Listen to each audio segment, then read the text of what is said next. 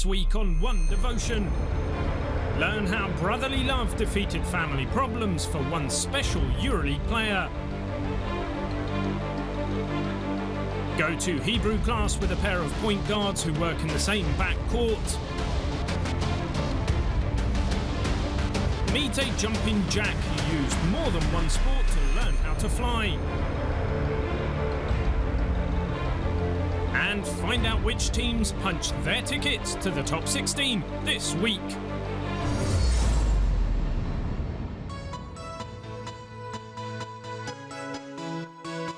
For fans who have seen him fly around rejecting shots for a Himki Moscow region team that is threatening to break some records in blocks this season, it may come as no surprise that Euroleague rookie Tyler Honeycutt has dedicated more than the average player to improving his jumping ability.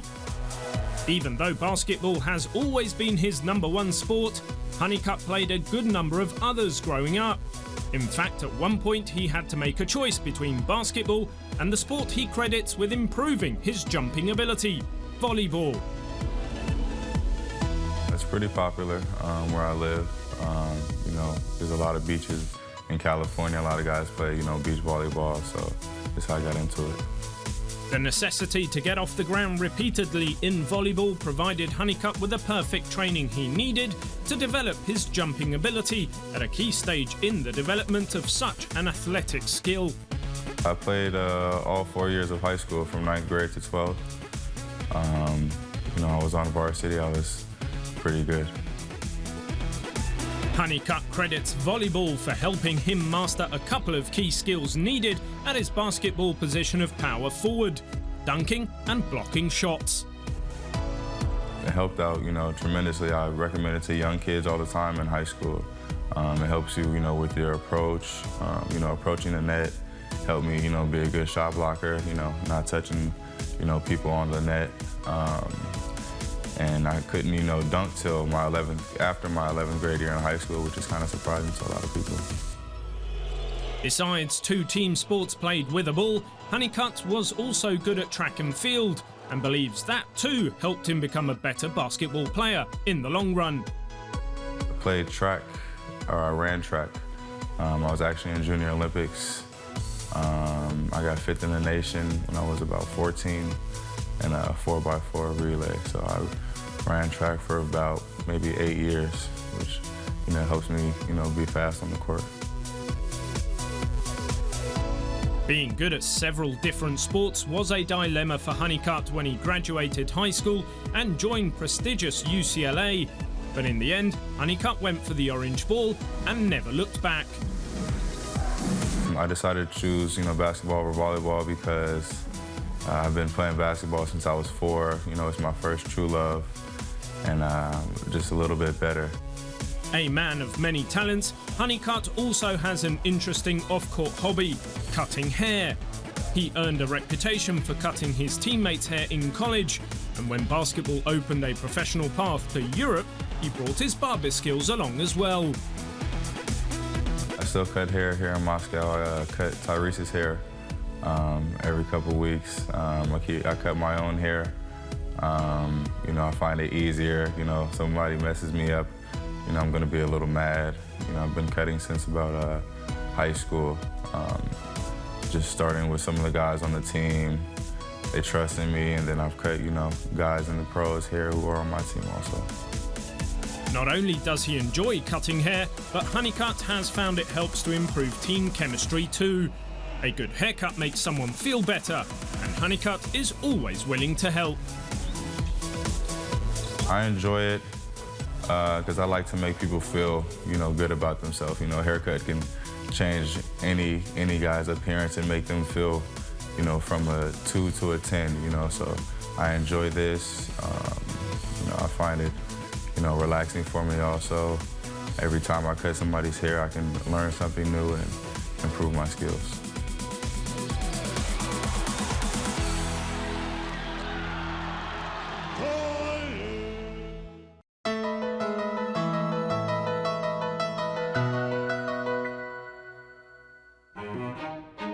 A sense of apprehension surrounded one of the Euroleague's strongest teams, CSKA Moscow, during the 2005-06 season. That apprehension that was based on CSKA going to the last 3 Final Fours, but failing to reach the championship game, including at home in the Russian capital the previous spring. The team was working professionally from the first moment I was there. We tried very hard. We achieved to go to 3 Final Fours consecutive, but we didn't make it, even though we had really good teams. That sense of repeated disappointment just when the Euroleague trophy seemed within reach prompted CSKA to hire a new head coach, Ettore Messina. But after losing its first 2 games under Messina, and then in mid-season seeing star centre David Anderson go down with a long-term injury, CSKA was by no means the favourite when it arrived in Prague for its 4th consecutive Final Four, a new record at the time. We were a very good team, but not the favourites because the 3 previous years. Another reason CSKA was overshadowed was that 2-time defending champion Maccabi Tel Aviv was also in town. But first, CSKA had to get past FC Barcelona, which it did by rallying from 11 points behind, thanks to 19 points each from one of the greatest point guard duos in basketball history, J.R. Holden and Theo Papaloukas. After 3 successive semi-final failures, making it over that hurdle was critical for CSKA. We managed to find the right way, the chemistry to win the semi-final. Few people knew then, however, that another drama was going on behind the scenes in Prague. Messina's young son had taken seriously ill, and the CSKA head coach spent most of his time at a hospital with his family and a minimum with his team, preparing for its championship game showdown with Maccabi. We had the issue with coach. Coach had some family issues, so he was there and he was not there.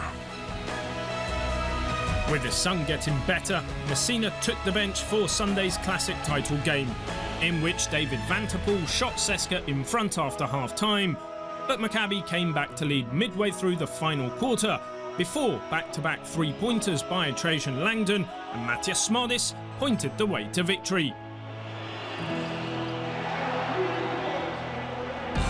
35 years had passed since CSKA's last European title, but the long wait was over, both for the club and the players, like Papaloukas and Holden, who had come up empty 3 times in a row before Prague. Of course we were relieved. Of course we were very happy. If you watch again the moments after the final, how we celebrate, you understand that one moment, even if you cannot listen to what we say, but understand that it's like we finally made it. But the most important is that it gave us energy. We understood how good is the feeling winning, and this made us more focused the next seasons to stay together, work very hard, play as a team to win the title again.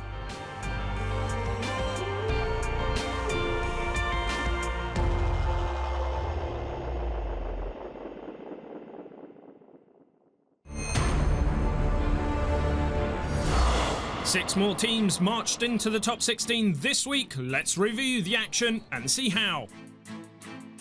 Fenerbahce overcame Strasbourg, Bayern won on the road against Khimki, and Crvena Zvezda held off Real Madrid. Strasbourg initially kept it close in Istanbul thanks to Rodi Bourbois, but Fenerbahce pulled away to secure qualification for the top 16, riding on the back of another powerful performance from Jan Vesely to ease to a 5th consecutive victory. In a must-win game at Khimki, John Bryant came up big for Bayern Munich to help establish a solid lead, which the hosts never seriously threatened, as the German team snapped a 3-game losing streak. Reigning champs Madrid battled hard in Belgrade, but 24 points for Quincy Miller and 26 from Mike Zirbes gave Zvezda a very big win. Fenerbahce sits 2 games clear of Khimki, with Bayern, Strasbourg and Zvezda all tied for 3rd.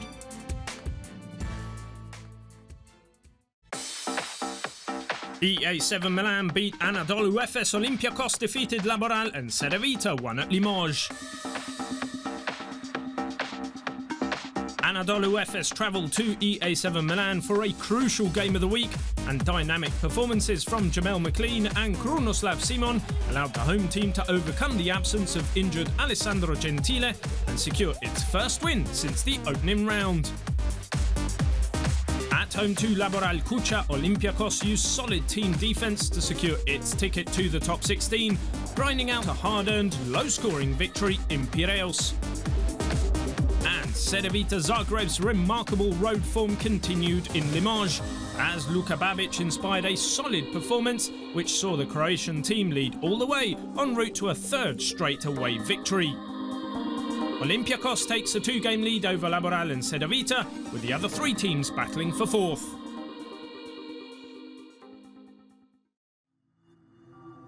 Barcelona won big in Poland. Panathinaikos edged out Pinar Karsiaka, and Lokomotiv Kuban trounced Žalgiris.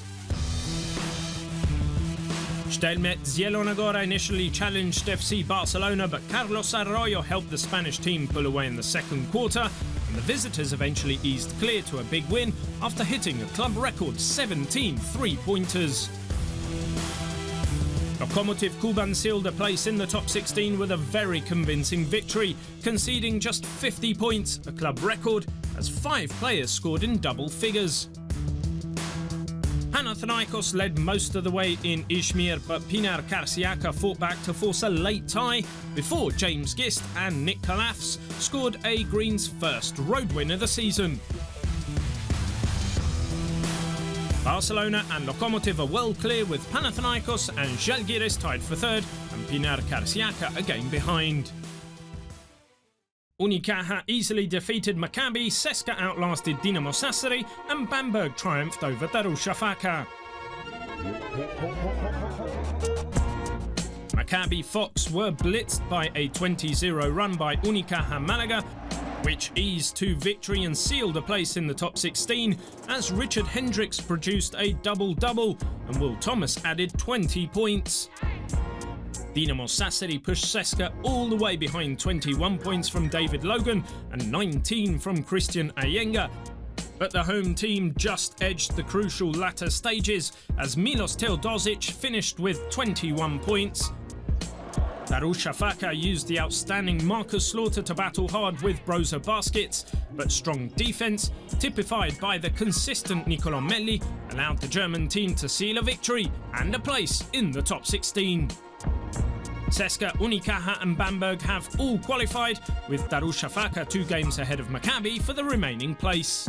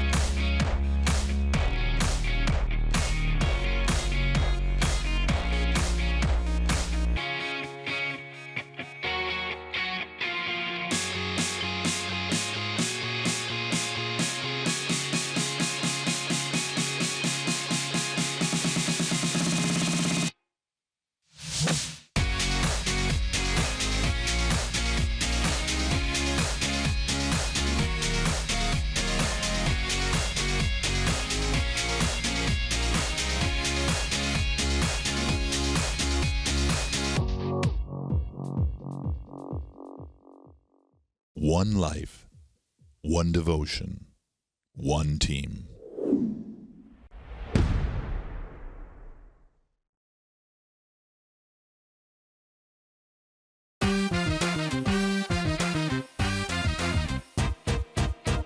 I'm Yogel Ochayon from Maccabi Tel Aviv. I'm here with my friend Taylor Rochester. We're here to learn some Hebrew. Perfect. So you want to know your name? How you say it in Hebrew? I want to say my name is Taylor Rochester. My name is Taylor Rochester. Okay. So Korim Li. My name is Taylor Rochester, of course. Okay, And, okay. Karim Lee Taylor Rochester. Yeah. In Tel Aviv. It's very, very. So it's me'od, me'od. Meod, meod. It's very, very. Hot is, now you're trying with your ha, cham. Meod, meod, cham. Yeah, it's very, very hot, okay? And what else? Just like California, we have the beach. Okay, so it's כמו California, Como California. like California. עם החופים, חופים, like the beaches. Ima chofim. Yeah. Ima chofim. היפים, Chayofim. ha. Ha. No ha, ha. Ha. היפים, yeah. Ha. Yeah, היפים. החופים היפים, the beautiful beaches. Nice. Let's say you go into a bar with your teammates. Okay. More than likely that one girl will come and ask for your number. Okay. What are you gonna say for her? I'm gonna say thank you, but I have a girl. Okay, so let's try it in Hebrew. Okay. So, תודה רבה, Toda raba. thank you very much. יש לי, Yesh li. I have, חברה, Chavera. a girlfriend. A girlfriend. But you might ask for a number, right? Okay, you came from the bar, right? You wanted to go to a restaurant. Okay. You want to eat something. It's a lot of good restaurants. How do I say, what should I order? What is the best thing at the restaurant? Okay. מה המנה Ma amana הכי achi טובה tova במסעדה? bamisada. Yes. What did I just say? What's the best food in the restaurant? Okay, perfect. Okay. Let's say we finish to eat, right? Okay. You asking for dessert. Okay. So how you say dessert? Dessert. Can I get quinoa? Quinoa Quinoa. is can I? No. Quinoa. Quinoa. That's dessert. Dessert. So אפשר לקבל. Whoa. Again. אפשר לקבל. Efshal lekabel.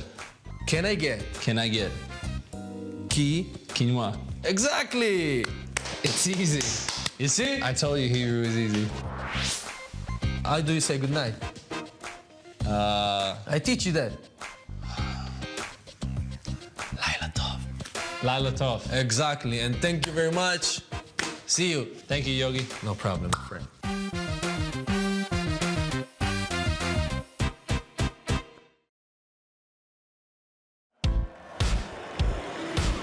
For an inspiring example of how to overcome adversity in life, look no further than Pinar Karsiaka Ishmael forward Josh Carter.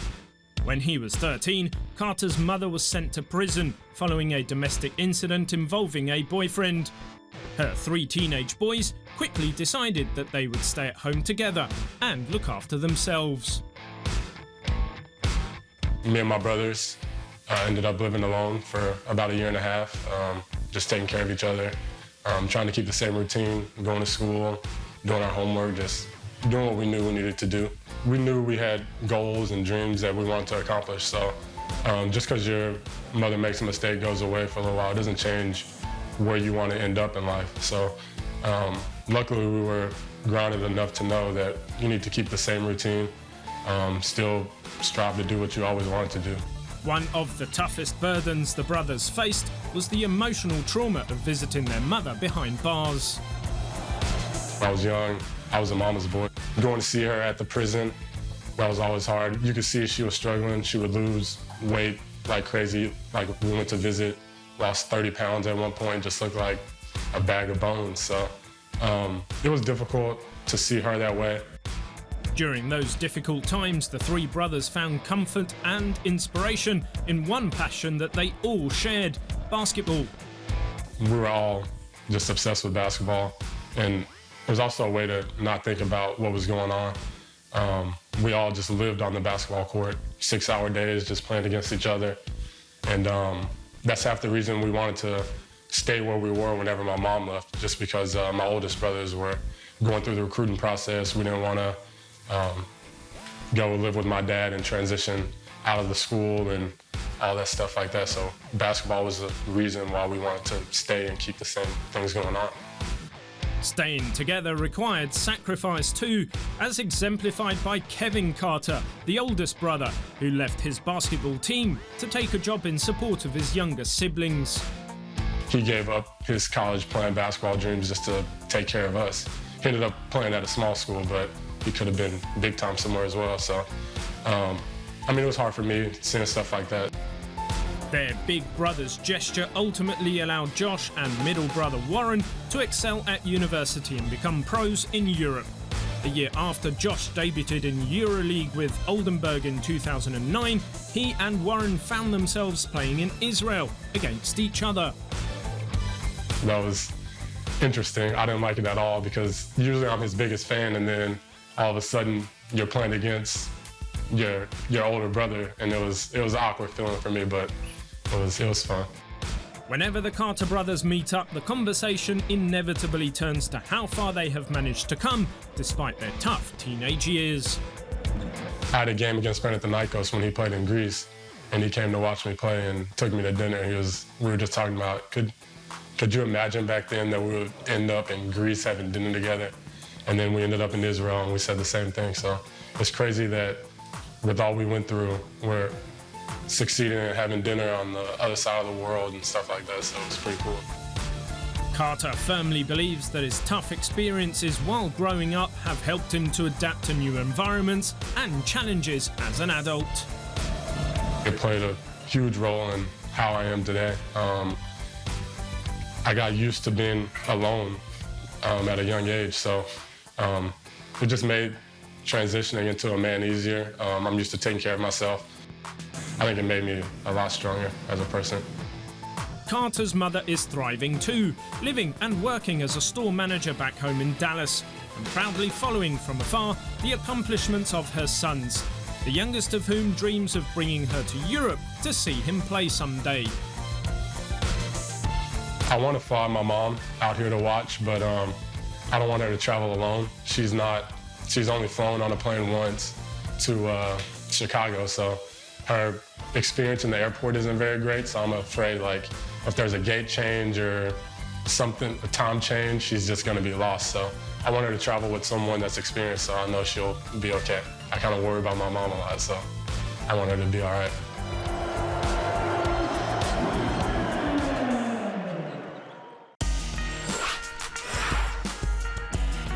When his team badly needed a victory to stay alive in the race to reach the top 16, Jamel McLean produced a career night in leading EA7 Emporia Armani Milan to an 88-84 victory over Anadolu Efes Istanbul on Thursday, and in the process earned MVP honours for round 7. McLean was all over the floor as he amassed a career-high 26 points, shooting near-perfect 9 of 10 2-points, and also added 5 rebounds, 2 assists, 1 steal, and drew 9 fouls for career best index rating of 36, which was the highest of any round 7 participant.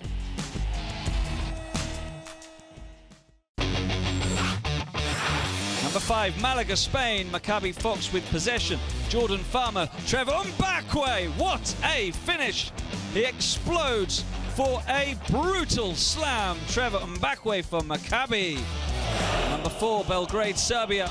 Real Madrid's Andres Nocioni knows where he is going. Straight to the basket. A brutal slam with a foul for Nocioni. This is determination. Number 3, Piraeus, Greece. Olympiakos with the ball, but Yanis Barousis.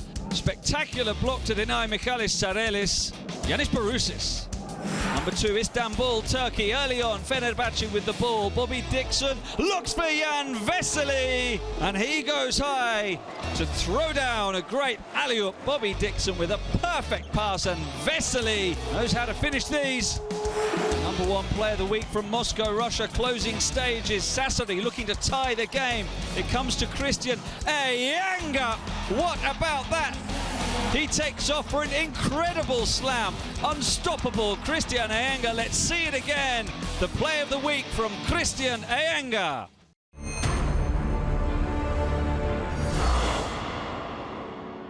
With just 3 games remaining in the regular season, Round 8 promises thrilling action, including a game of the week that pits a pair of streaking teams against each other. In Group A, Real Madrid and resourceful playmaker Sergio Yui need a victory at Barclaycard Centre against Fenerbahce Istanbul, and the all-action Epke Udo in a repeat of last season's semi-final in the same venue. Group A also features Strasbourg hosting Bayern Munich, while Himki Moscow travels to Cervena Zvezda. The battle to reach the top 16 will be raging also in Group B, where host Cedevita Zagreb and playmaker Nemanja Gordic look for their second victory this season over Anadolu Efes and defensive ace Bryant Dunstan. Elsewhere in Group B, Laboral Cucha welcomes Limoges to Victoria, and EA7 Milan faces a tough road trip to Olympiacos. A key contest in Group C will see Panathinaikos Athens and on-the-rise Ognjen Kuzmic try to protect their home court against longtime rival FC Barcelona and superstar Ante Tomic, who have won their last 6 games in a row. Elsewhere in Group C, Žalgiris Kaunas gets its first visit ever from Pinar Karsiaka, while Lokomotiv Kuban hosts Stelmet Zielona Gora. The game of the week comes from Group D, where Broza Baskets and floor general Nikos Zizis look to maintain a perfect home record against his former team CSKA Moscow and non-stop Aaron Jackson, who have won all of their road games so far this season. Group D also features Unicaja Malaga visiting Darussafaka for the first time ever, while Dinamo Sassari plays host to Maccabi Fox. Crucial battles await in regular season, Round 8.